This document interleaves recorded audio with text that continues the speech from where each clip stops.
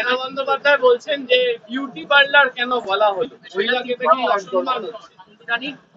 আমি কাউকে কোনো অসম্মান করিনি, আমি কাউকে কোনো অসম্মান করিনি। নয়নাদি আমার অত্যন্ত প্রিয় বৌদি। সুদীপদা যখন ওই বিজেপির ওখানে, সুদীপদা কি হয়েছে, সুদীপদা 4 দিন আগে আমায় ফোন করেছিলেন, 5 দিন আগে। কুণাল মমতার বাড়িতে সিআইডি গেছে, তুমি কোথায়? আমি বললাম আমি মমতাদির বাড়ির সামনেই আছি। সুদীপদা বললেন তাহলে থাকো, নয়না যাচ্ছে। তো বসে আছি মদন দাও এলো। নয়নাদি এসে আর মমতাদির বাড়ি পৌঁছলেন না, 2-3 দিন বাদে সুদীপদা পৌঁছে গেলেন দিল্লিতে বিজেপি নেতাদের বাড়িতে। তো এখন তো সেদিনকে আমি নিশ্চয়ই তাদের এইসব নীতির আমি সমালোচনা করেছি, কিন্তু আমি উত্তর কলকাতা জেলা তৃণমূল কংগ্রেসের সভাপতি হিসেবে নয়না বন্দ্যোপাধ্যায় তিনি একজন বিধায়ক, ফলে তার অবস্থান কি পথির পুণ্যে সতীর পুণ্য, এখন পতিত গেছেন বিজেপির দিকে, তাহলে নয়নাদি কি করবেন? সেগুলো আমি as president of north Calcutta district Trinamool Congress আমি শেষ অব্দি চাইবো আমার প্রিয় বৌদি আমার সঙ্গে একসঙ্গে থাকুন, এবার বাকিটা কি করবেন তার ব্যাপার। আর আমি আর নয়নাদি তো কিছুদিন আগেও হাতে হাত রেখে দুজনে শপথ নিয়েছিলাম দিদিকে ছেড়ে যাব না। তো এখন নয়নাদি সেটা রাখবেন কিনা, আমি বিউটি পার্লার নিয়ে খারাপ কিছু বলিনি। আপনি মেকআপ ছাড়া নয়নাদি আর মেকআপ নিয়ে নয়নাদি পাশাপাশি দেখুন, লোক চিনতে পারে কিনা। আমি কাউকে এমনি কোনো আজে বাজে কথা বলি,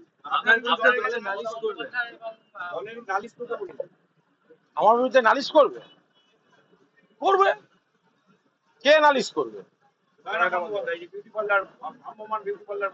আমার বিরুদ্ধে নালিশ তো ওনার হাজব্যান্ড করেছে কালকে রাত্রিরে, সন্ধ্যাবেলা জয়েন করেছেন এনসিপিআই তে, আর রাত্রে তৃণমূল কংগ্রেসের প্রেসিডেন্টের কাছে নালিশ করেছেন। ওর বরকে জিজ্ঞেস করুন আগে কোন দলে আছে, যদি এনসিপিআই তে গিয়ে থাকে তাহলে আমার নালিশটা গিয়ে তৃণমূলের রাজ্য সভাপতির কাছে গেল কি করে? যে আমি খুব খারাপ এসব কথাবার্তা বলেছি ইত্যাদি, আমি শুনেছি এরকম নালিশ করেছেন। আমার মজা লেগেছে যে লোকটা চলে গেছে এনসিপিআই তে, নয়নাদিন নালিশ কোথায়? নালিশ তো করেছেন ওনার দলবদলু স্বামী, যার দলবদলু স্বামী নালিশ করেছে, তো তার স্বামী কোন দলে আছে? যদি এনসিপিআই তে থাকে তাহলে তৃণমূলের সভাপতিকে আমার বিরুদ্ধে নালিশ করে লাভ নেই। আমি আবার বলছি, আমি যা যা বলেছি আবার রিপিট করছি, এর সঙ্গে মহিলাদের সম্মান অসম্মানের কোনো প্রশ্ন নেই। সবাই জানেন সুদীপ বন্দ্যোপাধ্যায়ের আলোয় নয়না বন্দ্যোপাধ্যায় আলোকিত। কে নয়না বন্দ্যোপাধ্যায়? সুদীপদার কোথায়, সুদীপদার আবদারে নয়নাদি এমএলএ, তো কি আছে? ফলে এগুলো সব আমি, যারা সত্যি মহিলা নেত্রী যোগ্য তারা তো বঞ্চিত হয়েছেন, এদের এই স্বামী স্ত্রীর চক্করে বঞ্চিত হয়েছে। আর কোন সুদীপদা যে মমতাদির সঙ্গে গদ্দারি করে চলে যাওয়ার পর এই কুণাল ঘোষ তাকে ফিরিয়ে এনেছিল, মমতাদির কাছে নিয়ে গেছিল। যখন পার্টির থেকে বাইরে ছিলেন তখন এই সুদীপ বন্দ্যোপাধ্যায়ের দিল্লিতে মমতা বন্দ্যোপাধ্যায়ের বাড়ি যাওয়ার সময় এই কুণাল ঘোষকে লেগেছিল। এই কুণাল ঘোষের কাছে সুদীপ দা ছিলেন, কুণাল ঘোষ নিয়ে গেছিল, এবং রাত্রে সেই ঐতিহাসিক ডিনার মমতাদির, সুদীপদা এবং আমি মমতাদির হাত ধরে, মমতা আর যা করেছি আর কখনো ভুল হবে না, এই কুণাল ঘোষ সাক্ষী। কিন্তু তার জন্য কুণাল ঘোষের 10-12 এমপি এমএলএ হতে হয়। এই একই পরিবার কি দুকুল রক্ষা করে চলছে? নয়না বন্দ্যোপাধ্যায় তৃণমূলে, দুকুল রক্ষা করলে তো হবে না, একুল ভেঙে অকুল তুমি গড়ো, যার একুল অকুল দুকুল গেল তার লাগি কি করো। দুদিন বাদে এইটা গাইতে হবে। সুদীপ বন্দ্যোপাধ্যায়কে ওয়াই ক্যাটাগরি নিরাপত্তা দেওয়ার সিদ্ধান্ত নিল কেন্দ্রীয় স্বরাষ্ট্র মন্ত্রক, এবং একই সঙ্গে যারা এই শিবিরে রয়েছেন তাদের সকলের ক্ষেত্রে এরকম ওয়াই ক্যাটাগরি পাবে। তার কারণ এটা পেতেই পারে, তার কারণ হচ্ছে কেন্দ্রীয় সরকারও জানে এবং এরাও জানে যে এরা বিশ্বাসঘাতক এবং এলাকায় ঢুকতে পারবে না। মানুষ এই বেইমানি সমর্থন করবেন না, কর্মীরা সমর্থন করবেন না, মুখ দেখাতে পারবেন না, সেই কারণে এইসব দরকার হচ্ছে। এখানে কি আছে, তারা মুখ দেখাতে পারবেন না। বিজেপি বিরোধী ভোটে জিতলেন, তৃণমূলের প্রার্থী হয়ে জিতলেন, লড়াইটা ছিল লোকসভায় বিজেপি বনাম তৃণমূল। তৃণমূলের প্রার্থী হয়ে যে একটা ভোট ওরা পেয়েছেন, সেই ভোটাররা কিন্তু বিজেপির বিরুদ্ধে ভোট দিয়েছেন। এবার তারা চলে গেলেন বিজেপির কোলে দোল খেতে, তো মানুষকে মুখ দেখাবেন কি করে? তৃণমূল ওয়ার্কাররা ভোট করেছে, মুখ দেখাবেন কি করে? এখন এইসব নোটাঙ্কি চলছে, এরা যত করবে এদের এই বেইমানির মুখ খুলে যাচ্ছে। মানুষ এদেরকে আর একবার ভোটে দাঁড়াক না, ওদের জিজ্ঞেস করুন না ওয়াই ক্যাটাগরি এত বড় বড় কথার কি আছে। জহর সরকার ইস্তফা দিয়েছিলেন, জহর সরকার এ ব্যাপারে মডেল। জহর সরকার যে ইস্যুতে মতে মেলেনি রাজ্যসভা থেকে ইস্তফা দিয়েছেন, দেরিতে হলেও সুকেন্দ্র শেখর রায় দিয়েছেন, সুস্মিতা দেব দিয়েছেন। তো রাজ্যসভায় যদি বিদ্রোহের মডেল হয় ইস্তফা, লোকসভার বিদ্রোহের মডেল কেন নয় ইস্তফা? তখন কেন যেন তেন প্রকারে নিজেদের এমপিশিপ রাখার এত চেষ্টা? সুদীপ বন্দ্যোপাধ্যায়ের গাড়ি কিনতে নাকি দলের কাছ থেকে টাকা চেয়েছিলেন। সুদীপ বন্দ্যোপাধ্যায় তিনি তার একটি ব্যক্তিগত গাড়ি কেনার জন্য সর্বভারতীয় তৃণমূল কংগ্রেসের কাছ থেকে টাকা চেয়েছিলেন, আর্থিক সাহায্য চেয়েছিলেন। যদিও নির্বাচনী হলফনামা অনুযায়ী তিনি কোটিপতি শ্রেণীতে পড়েন, কিন্তু টাকা চেয়েছিলেন। তো এখন যারা নিজেদের পার্সোনাল গাড়ি কেনার জন্য, তার যুক্তি হচ্ছে তার গাড়িটা পুরনো হয়ে গেছে, বয়স হয়ে গেছে। আর ওনার কত বয়স হলো? উনি যদি বয়সে এখন সমস্ত পদ আঁকড়ে বসে থাকতে পারেন, তো গাড়ি কি দোষ করবে? তো এখন উনি সেই টাকা চেয়েছেন বলে আমাদের কাছে খবর। তো যে লোক সমস্ত রকম পদ প্রতিষ্ঠা নেয় মমতা বন্দ্যোপাধ্যায়ের কাছ থেকে, সর্বভারতীয় তৃণমূল কংগ্রেসের কাছ থেকে, নিজের সাংসদ পদ, তার স্ত্রীর বিধায়ক পদ, সমস্ত রকম রাজনৈতিক নানা পদ, একসময়ের কেন্দ্রীয় মন্ত্রিত্ব, ইভেন নিজের গাড়ি কেনা পর্যন্ত টাকা চাইছেন, তাদের কাছ থেকেই বড় বড় কথা শোনা যায়। মানে তারা এখন এমন শ্রেণীতে পড়েছেন যে এমন অতিথির তালিকায় তাদের নাম উঠেছে যে যার সঙ্গে বলছেন যার বন্ধু, তিনি হাত জোড় করে তাদের বলছেন আপনারা আমার বন্ধু, কিন্তু আমার বাড়িতে আসবেন না, আমার বাড়িতে ঢুকবেন না, আর একটা ছোটখাটো বাড়ি ভাড়া করে দিচ্ছি, সেখানে গিয়ে থাকুন। অবাঞ্ছিত অতিথি। এদের শুধু কয়টা বিল পাস করার জন্য ব্যবহার করবে, তৃণমূলকে ডিস্টার্ব করার জন্য ব্যবহার করছে। যে সমস্ত মানুষ তৃণমূলের প্রতীকে দাঁড়িয়ে বিজেপি বিরোধী ভোটারদের ভোট পেয়ে গেছেন, এখন তারা বিজেপির কোলে দোল খেতে যাচ্ছে। একটা অপূর্ব ব্যাপার।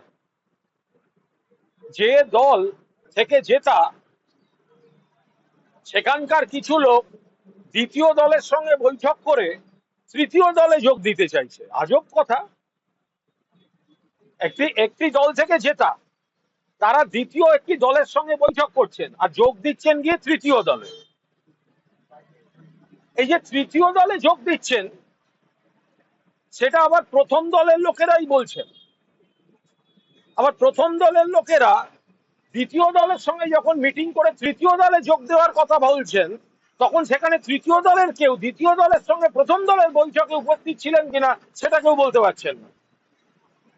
আবার যে তৃতীয় দলের কথা বলা হচ্ছে, সেখানে যে দ্বিতীয় দল পাঠাচ্ছেন, তাহলে দ্বিতীয় দল কেন সেই প্রথম দলের কয়েকজনকে নিচ্ছেন না, কেন তারা অবাঞ্ছিত দ্বিতীয় দলে, সেটাও বোঝা যাচ্ছে না। আবার দ্বিতীয় দলের কথা শুনে প্রথম দলের কাউকে যে তৃতীয় দলের লোকেরা নেবে, সেই তৃতীয় দলে সবাই জানেন কিনা কোন মিটিং, কোন রেজলিউশন থেকে ওয়েলকাম করা হলো, সেটাও এখনো তৃতীয় দলের লোকেদের কাছেও স্পষ্ট নয়। এরকম একটা খুব কনফিউজিং, ধোঁয়াশার মতো জায়গায় কিছু লোক মাঝ রাস্তায় ঘোরাঘুরি করছে। এনসিপি এর রাজনৈতিক ভবিষ্যৎ কি মনে করছেন? দেখুন, এনসিপিআই সম্পর্কে আমার সেই অর্থে কোনো ধারণা নেই। এখন যেগুলো পাচ্ছি, ফলে তারা কিছু লোক হয়তো একটি দল করে রেখেছিলেন, করতে, সেটা তাদের বিষয়। আমি কেন তাদের মানে আমার যেটা ধারণা নেই, তারা কোনো দল করে রাখতেই পারেন। এবার দেখুন, এরকম অনেক দল থাকে, অনেক অনেক সামাজিক সংগঠন থাকে, মানে সমাজ কল্যাণমূলক, যে আচমকা মানুষ বিপদে পড়লে শেল্টার দেয়, আচমকা মানুষ কোথাও যাওয়ার জায়গা না থাকলে কিছুদিন ঘর দরের চালা তৈরি করে থাকতে দেয়। এরকম অনেক সামাজিক ভালো সংগঠন আছে। রাজনৈতিক দলও থাকতে পারেন যে হঠাৎ কেউ কেউ বিপদে পড়েছেন, তাদের একটু বসতে দেওয়ার জায়গা, এ করে দেওয়ার জায়গা, দুদিন একটু খাওয়ার যত্ন করা, এরকম সামাজিক মানে উদার মনের লোকজন থাকেন, হয়তো শ্রম হবে। আপনাদের 20 জন যে জয়েন করলো তার ফলে কি এই যে 20 জন ট্রান্সফার জয়েন করে গেল এই যে সেটা কি ভবিষ্যৎ ধরে আর এই যে জয়েনের কথাটা বলা হচ্ছে, যারা জয়েন করেছেন তারা বলেছেন, জয়েনিং এর কোনো ঘোষণা তাদের সঙ্গে দাঁড়িয়ে যে দলে জয়েন করেছেন তাদের তো কাউকে দেখতে পাইনি। সাধারণত জয়েনিং এ দেখা যায় একটু পতাকা নেয়া, যে দলে জয়েন করেছেন দুটো ভালো কথা বলা। আমি তো আবার বলছি, বোঝাই যাচ্ছে যে এটা বিজেপি বা তাদের পুরোদস্তুর মানে পৃষ্ঠপোষকতা নিয়ে যেটা হচ্ছে, তো এগুলো আরো চোখের সামনে সেটা ধরা পড়ে যাচ্ছে। এই যে আজকে পুরো নিয়ম দুর্নীতি মামলায় এখানে অভিষেক বন্দ্যোপাধ্যায়কে ইডি জিজ্ঞাসাবাদ চলছে এখনো চলছে। ওটা নিয়ে আমি কোনো মন্তব্য করি না। 109 নম্বর ওয়ার্ডের কাউন্সিলর তার অফিস থেকে একাধিক কানের সামগ্রী এবং অন্যান্য ব্যক্তি সামগ্রী উদ্ধার হয়েছে বলে আপত্তি আছে। দেখুন, এ ব্যাপারে দুটো বিষয় আছে। কোনো এই ত্রাণ সামগ্রী বা এগুলি অনেক ক্ষেত্রে জনপ্রতিনিধিদের কাছে রাখতে হয়। সব সময় যে দুর্নীতি এটা বলা ঠিক নয়, কারণ আচমকা যখন কিছু দরকার হয় বা অতিরিক্ত যদি কখন কিছু এসে যায়, সেগুলোকে কোথাও রাখতেও হবে, এটা একটা সমস্যার ব্যাপার।